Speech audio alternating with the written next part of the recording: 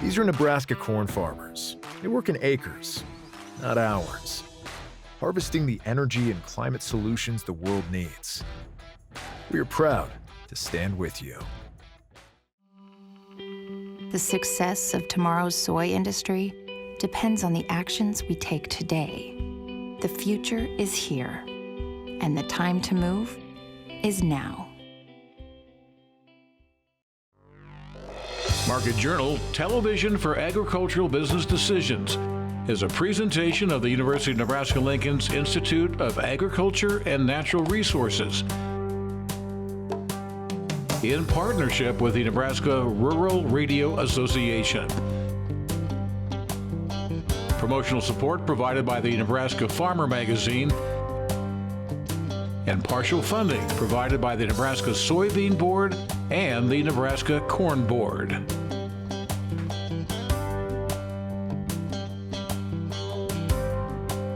Well, hi everyone, I'm Brian Stewskit, and thank you very much for joining us today on Market Journal. Certainly hope everybody had a safe and enjoyable 4th of July. On this week's show, we'll be taking a look back at some of our favorite stories from the past year and getting you up to speed with some upcoming educational opportunities happening all across the state. We'll begin here, kicking off the show by looking back at one of the older stories. We know that weed control is certainly crucial when it comes to crop production. And while cultivation and herbicides can help to mitigate these problems, weed flaming stands out as an interesting alternative. Backyard farmer producer Brad Mills brings us more on this topic. No matter what type of field you have, battling weeds can cost you time and money, and really try your patience. Over the years, different products have been introduced to the market, but oftentimes the weeds will win out. According to Dr. Stephen Knezevic, a weed scientist with the University of Nebraska Department of Agronomy and Horticulture, 6 weed species have developed a resistance to Roundup, a common herbicide. We've been using Roundup Ready technology for the last 20 years or so. And then over the years of overuse of Roundup and over relying on Roundup, we're seeing weeds just resisting Roundup. One of some of the latest cases are glyphosate-resistant Palmer pigweeds or Palmer amaranth. Now many farmers are turning to flame weeding or flaming. It's a method that in the past has been used primarily in organic agriculture. Some of the issues that we have now with the dicamba technology, with this potential drift and everything, some of the farmers chose to actually go back and plant conventional beans, and some of them are actually interested in using flaming for weed control. Knezevic helped patent a 4-row unit that he uses in his research, but notes that farmers can use a flaming kit the size of a backpack or look into a massive 8 and 12-row machines. Flaming uses a propane-fueled torch and can reach a temperature of up to 2,500 degrees. It will cost about $10 to $12 for an acre for one shot of flaming. Flaming is done at least twice in the season. You can start off early by planting the crop, let the crop come up, let the weeds come up, and then you can do some rotary homing, you can do some cultivation, or you can do the first shot of flaming. And with all this technology, it's important to understand your crops and how the flaming process works. Improper use could result in a severe loss of yields. Depending on which crop you have, some crops are trickier than other. If you flame, for example, beans, you can kill the beans or you can hurt the beans pretty bad if you don't know what you're doing. Corn is all 3 corn types, and sorghum. These are grassy type crops that are pretty resilient to flaming. You can nip the leaves with the flame, but from the growing point, the new plant just going to keep going. In soybeans, if you nip the growing point of soybeans, then you're in trouble. So basically, and then you can come back later on when the plants have some height and everything and do a second shot of flaming. Currently, the technology's biggest drawback is a lack of equipment for flaming to be the only source for weed control. But researchers see the method as having a strong potential. What's the future? This year I had 67 organic guys. The weather, we have the spring times, which means you cannot go in with the mechanical means to remove the weeds. This might be one of the only alternatives. So basically that's the answer. What is the potential for that? It all depends what are the environmental conditions out there, but this definitely has a potential to be one of the tools in the toolbox. Reporting for Market Journal, I'm Brad Mills. One reason we chose to look back on this story is to let you know that you should mark your calendar for the Weed Flaming Workshop, which is coming up next month on August 22nd. That'll be at the Eastern Nebraska Research, Education, and Extension Center in Ithaca. If you'd like more information on that workshop, or if you'd like to register, go ahead and check out the link provided along with this story. We'll post that over on the Market Journal website. Speaking of events happening in the month of August, the 25th annual open house of the University of Nebraska's Gudmundsen Sandhills Laboratory is coming up on the 21st of August. During our time out there at last year's event, we got to check out some new technology that's making caring for cattle as efficient as mechanically possible. Bill Dodd has this story. Bill? Virtual fencing refers to utilizing GPS technology in order to create an invisible area that functions similarly to a physical fence. This new technology is a way to manage cattle to stay within or away from designated areas. At the Gudmundsen Sandhills Laboratory, research is currently being conducted to better understand how virtual fencing might complement cattle management strategies. So right now we're looking at a lot of options with precision livestock management. And one of those options that's currently become available is the use of virtual fencing. And virtual fencing is a tool that essentially is similar to what you might put on a dog to keep it in your yard. It uses GPS to see where that cow's at, and you're able to create fences on a laptop or a computer that would then keep those cattle within a defined area that you could move frequently. And so we're conducting some research looking at how that might be applicable within a grazing system in the Sandhills. It's a collar that fits around the neck of the animal, and it gives a sound audio cue when those cattle come up to a line, a user-defined line, and that's as a warning. And if they keep moving on to that, it'll give them a mild shock. And what we found is it's fairly effective, that once cattle learn that behavior, learn what those signals are telling them, they quickly associate that sound with, okay, this is where I need to stop, and for the most part, they won't go past that. And so we're looking at how this affects some of the behavior of cattle, and better understand how this can be used in a larger operation to really manage grazing. And so really thinking about how do we keep cattle away from areas they may graze too much, and maybe put them in areas where they may not like to graze as much, and to help provide a little bit more targeted, strategic type grazing on a landscape. Utilizing virtual fencing gives producers the ability to locate grazing cattle actively and accurately. This means there are new opportunities for commercial success by cutting down on additional labor costs and improving pasture management, as well as resource allocation for producers. We have a long-term data set here where we're looking at plant biomass and how that relates to drought. And so it goes back to 2004 that we've collected plant biomass by plant functional group. And so we have cool season grasses, warm season grasses, forb shrubs in our plant community here, and it's a fairly diverse plant community that we have here in the Sandhills. And so this long-term data set's really allowed us to look at how these plant communities might shift within really wet years or dry years, wet springs or dry summers.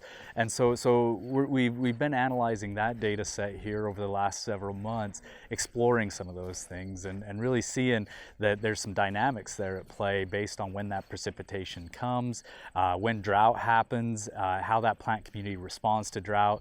For example, in 2013, we just saw a tremendous flush of annual forbs after the drought in 2012.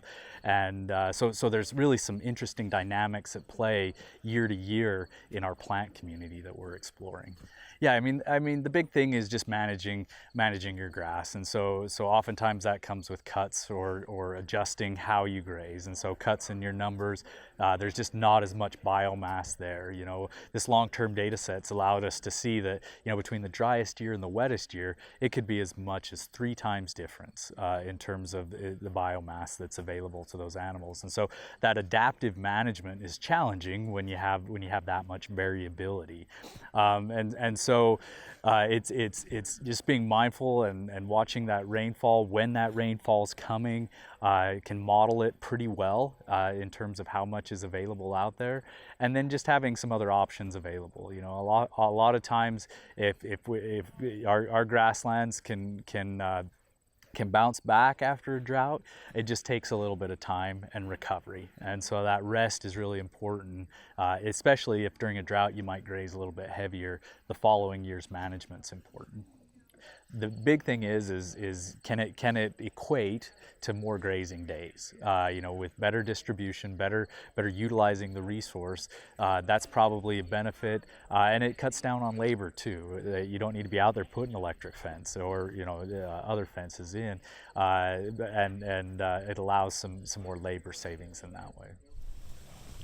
While options for purchase on a tracking system of this magnitude may be a high dollar investment at this point in time, it's easy to see the upsides that this technology can have for producers in the very near future.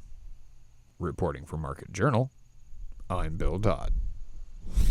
If you'd like to learn more about technologies like this or catch up on some of the hot button issues facing cattle producers today, be sure to mark your calendars for August 21st for this year's annual Gudmundsen Sandhills Laboratory Open House. As details for the event are finalized, more information can be found by visiting their website. It is gsl.unl.edu. Up next is one of my personal favorites from this past year. You might recall last month we introduced you to the autonomous grain cart called Uutrun. My colleague Chad Moyer with the Rural Radio Network gave us a first-hand look at what this machine is capable of. Here's that report. Today we're visiting with Colton Rathman. He is a test engineer with JCA Technologies. Colton, a new piece of technology, a new tool in the toolbox for farmers, specifically helping with harvest. If you had to describe Uutrun, how would you do that? Uutrun is an autonomous system that allows all infield applications of the grain cart to be done with nobody in the tractor, all controlled from the combine. What is this designed to do? What should happen when you use Uutrun? It will allow the combine driver to have complete control of that grain cart, not have to go on the radio and tell anyone where to be. He can just put that cart wherever they want it. Okay. Well, show us. Can you show us how it works? Give us kind of a walkthrough and explain what you're doing. So as you can see here on the app, we've got the field boundary here at this dealership. So what we're going to do here is you can see the cart location, the combine location, and then this here is our truck zone. We'll get to that in a minute. So what you can do here is there are 3 main tasks: staging cart, ready to fill, and then send a truck. So for stage cart, we're going to select that task, and then we're going to drop a pin, and you can change the direction that you want it to end, what direction you want it facing. So we're going to drop it here in the field. I'm going to select staging, and then the tractors receive the task, and it's going to execute that task, and it's going to end up over there on that end of the field. And so just you doing that right here in front of us, it didn't take very long for you to give the command and for the tractor to respond. Correct. Once the task has been sent to the tractor, there is a 3-second delay for it to notify the surroundings. The alarm will go off and the hazards will start flashing, and then it will start executing the task. Okay, so now you're extending the auger arm out. Yes, so I've extended the auger. The grain tank's full. I know I need the grain cart to come for an unload, so I'll hit the ready to fill button here on the tablet. It's going to plan a path and it's going to come a line underneath the auger here.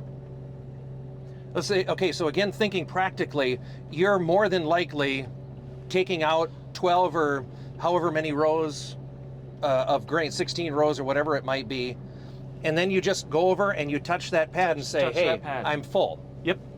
And then here it comes. And then it will line up underneath the auger. And then we will change on the app here to this alignment view. So now you have full control of where you're filling into the grain cart. So you can move that unload point so that you can most optimally fill that grain cart better than you can with an operator where you're giving hand signals back and forth or going over the radio saying move forward, speed up, slow down, whatever it might be. And with that, the grain cart also is paired to the combine, so if we speed up, the grain cart is going to speed up with us to keep that point. And as we slow down, it will slow down with us in order to keep that unload point so we don't have to worry about spilling grain. And if the combine were to come to a stop, say I got plugged, say I need, something happens, I need to come to a stop, the grain cart will also come to a stop at that time, and it will basically cancel that task and wait for you to call it again. How do you, if I want to fill the front or if I want to fill the back? So if you want to fill the front, you simply nudge the load point to the front, and then in this case the tractor will slow down so that you can get to the front of that cart.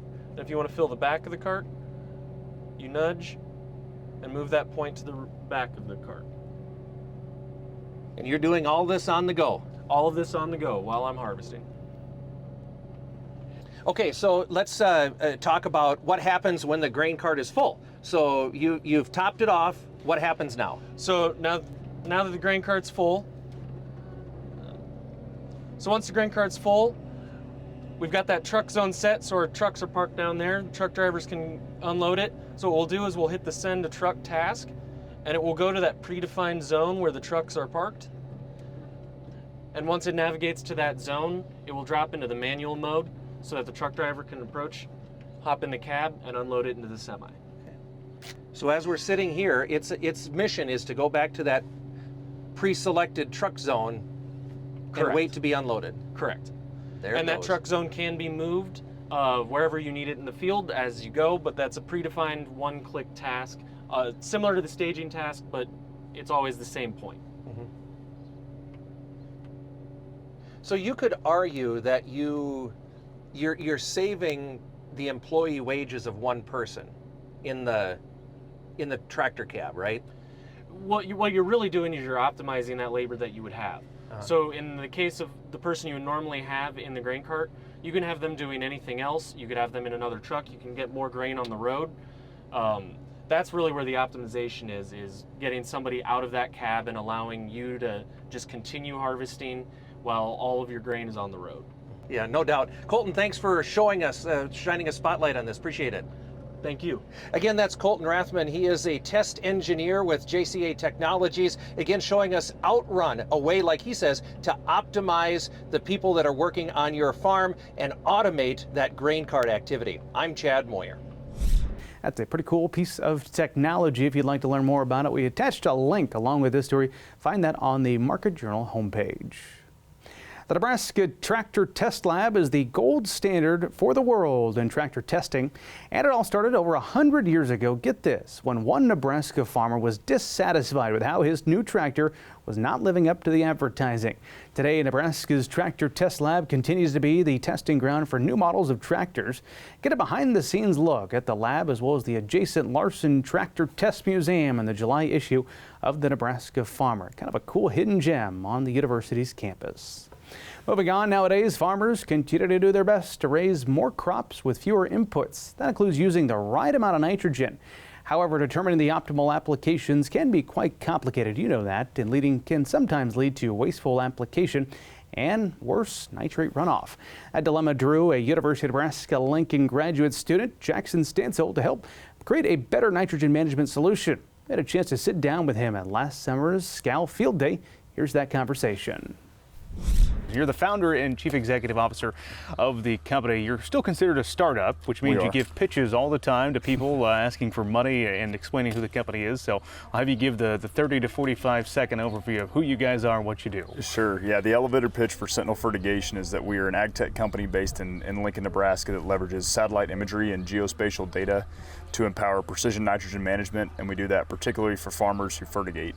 The way that we do that is through InTime, which is our software-driven nutrient recommendation engine that basically takes in satellite imagery and ultimately delivers nitrogen application scheduling recommendations to farmers during the growing season.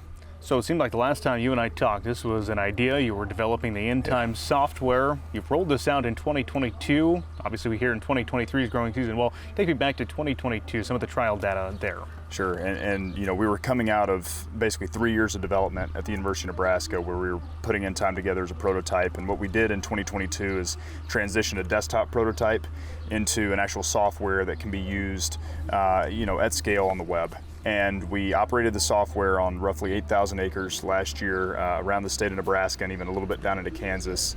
And what we were really excited about is that we were able to replicate the research results that we had seen in on-farm research trials at the University of Nebraska. In those trials, we were looking at about 25% nitrogen use efficiency improvement, as well as 43 pounds of nitrogen per acre savings. And last year, compared to a grower baseline across those 8,000 acres, we were looking at about 42 pounds of nitrogen per acre saved and a 23% improvement in efficiency, which last year, with nitrogen prices being what they were, was about $40 an acre in savings. So we were really happy to see our on-farm research trials translate to real results in the field. Yeah, that's a pretty big deal, Jackson. Cool to see those results backing up what you've seen in the on-farm research. I guess talk to me, how does this work for the producer, the farmer who signs up for this? What's that look like? So for a farmer who signs up for this, I mean, the first step is identifying a field and getting that field boundary in the system. Once we have the field boundary in the system, what we do is we are able to task out satellite imagery, which is ultimately what's driving a lot of this. We use what we call indicator blocks or sentinel blocks out in the field that actually are able to calibrate each image to isolate nitrogen stress from other stress factors that are out there in the field. And what we're doing is every image that comes in on basically a daily basis throughout the growing season, we're analyzing it, we're calibrating it, and ultimately delivering insights as to trends in the crop's nitrogen sufficiency. And when we see the crop is trending towards, you know, it's starting to approach deficiency, we essentially tell that farmer, hey, you need to apply additional nitrogen to your field. And what's great about that is for fertigators who are making uniform pass, it helps them to schedule better, but we can also be precise enough to target that in specific areas of the field to even drive that efficiency up further. So we talked about the 2022 growing season. Here in 2023, how have you expanded the company and the number of acres you're serving? So into 2023, we've expanded across about 18,000 acres this year. Still the majority of our business is here in Nebraska, which we're really excited about. We feel like it's our bread and butter, and we love what we're doing here.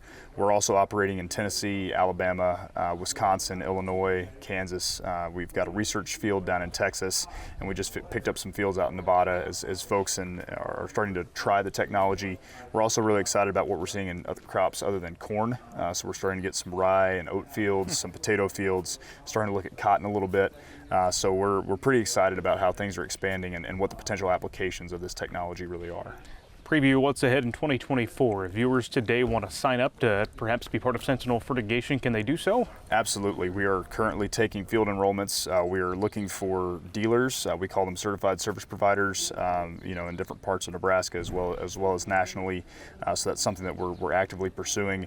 We're planning to launch In-Time Light and In-Time Advanced to kind of tailor the functionality to what producers are looking for on their farm, which is going to be a really exciting opportunity, we think, and we just want to continue to grow the business and expand over as many acres as we can. Fun interview there with Jackson. Just a reminder for this year's South Central Agricultural Lab Field Day. It's set to be held on August 8th. Going to be a busy month in August. This event near Clay Center. During the event, you'll have the opportunity to learn more about weed management, plant pathology, insect management, and of course, irrigation and nitrogen management. For more information or to register, follow the link we provide along with the story on the Market Journal homepage. Finally today, if you've ever thought about deploying a drone on your farm or ranch to check crops or livestock, this summer Nebraska Extension offering a Part 107 drone test prep course through August 16th.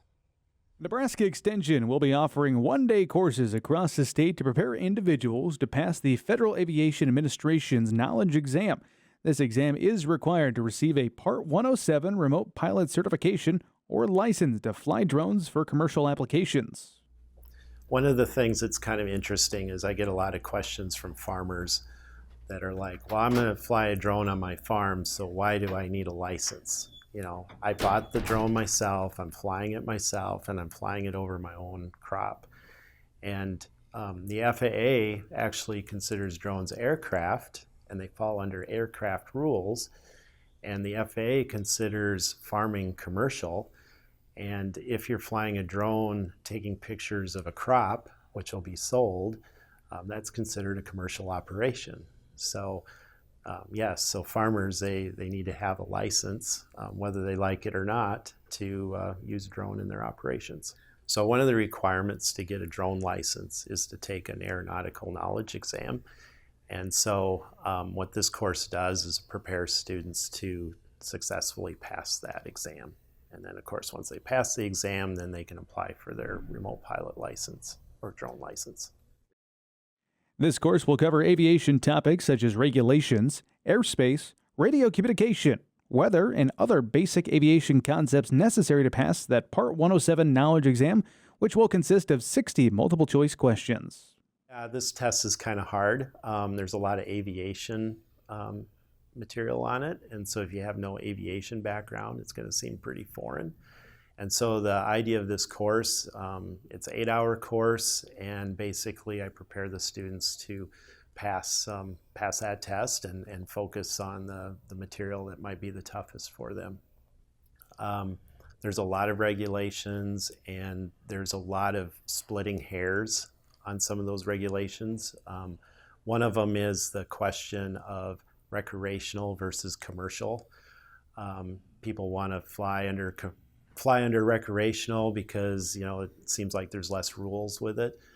But the FAA basically considers commercial to be the default, that everybody is commercial, and then you have to show that you're flying recreational, and that's a very specific set of guidelines. And so I just tell everybody, you know, get your drone license and you're good to go regardless of what it is you're doing. While there are some online options available at a similar cost that allow you to study at your own schedule, there are definitely some aspects of an in-person education that outweigh the convenience of at-home study. So I think in-person is better just because you have the interaction and you can get experiences from the students because they all have some kind of experience with drones. And I think it's easier to ask those questions, and it's a lot easier for me to answer them. So I think it's good for both the students and for me as the instructor. There are still a couple of opportunities to register for one of these courses. Your next one will be on July 10th at the Henry J. Stumpf International Wheat Center in Grant, August 8th at the Dodge County Extension Office in Fremont, and finally August 16th at the UNL West Central Research Extension and Education Center in North Platte. Pre-registration is required for these kinds of events with a $275 registration fee, and that does include all of the day's lessons and study materials. These meetings last about 8 hours or so. With that in mind, they have a light breakfast as well as a lunch that is offered at no additional cost. If you're interested in learning more about the events, you'll find more information along with this story. You know what I'm going to say. Find it on the Market Journal website. That is going to do it for this week's show. We do appreciate you joining us. As a reminder, you can join in on the conversation by following Market Journal on the various social media sites. Next week, we'll be back to our regular format, bringing you the latest in the markets and the weather, plus a handful of other stories. We hope to see you back here for that next time. But until then, I'm Bryce Duskett, wishing you a safe and productive week. Join Market Journal online at marketjournal.unl.edu. You can also follow us on Twitter, Instagram, and Facebook. Promotional support is provided by the Nebraska Farmer Magazine. Market Journal is produced by the University of Nebraska-Lincoln's Institute of Agriculture and Natural Resources.